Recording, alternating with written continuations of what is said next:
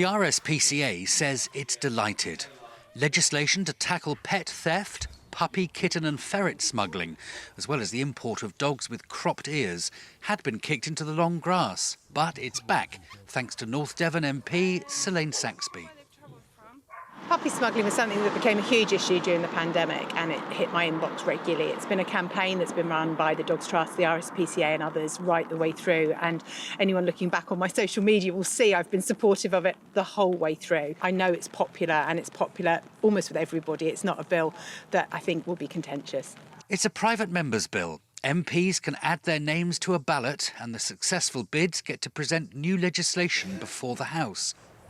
Government's Kept Animals Bill had been scrapped, but thanks to Selaine Saxby and her private member's bill, at least part of the legislation has a chance to become law, something Becky Bristow from the Dogs Trust thinks is needed.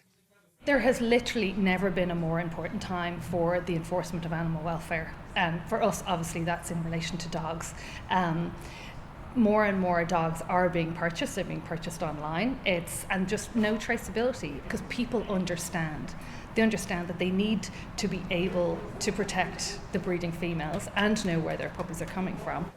Importing puppies into the UK is a lucrative business. Smugglers can sell their puppies much cheaper online and often take the dogs from their mothers too young. They're not vaccinated and can come across to the UK in appalling conditions. All sorts of health issues can affect them.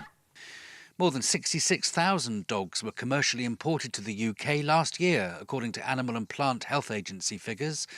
Border authorities say they've seen a 260% increase in the number of young puppies being intercepted at customs. 69% of UK adults say more needs to be done to stop the practice. Selaine Saxby's right, it's popular. It's a huge privilege, and I am very, very grateful to have come high in the ballot.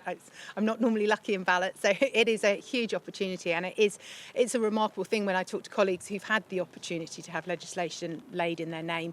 It is something I'm very much looking forward to, and I very much hope that we can get it over the line before we get to an election. The bill is due to be read at the beginning of next month. After that, it will wend its way through the Lords before possibly becoming law. And with the general election looking unlikely before the autumn, the hope is it won't be long before the practice is stamped out forever. Moody, GB News.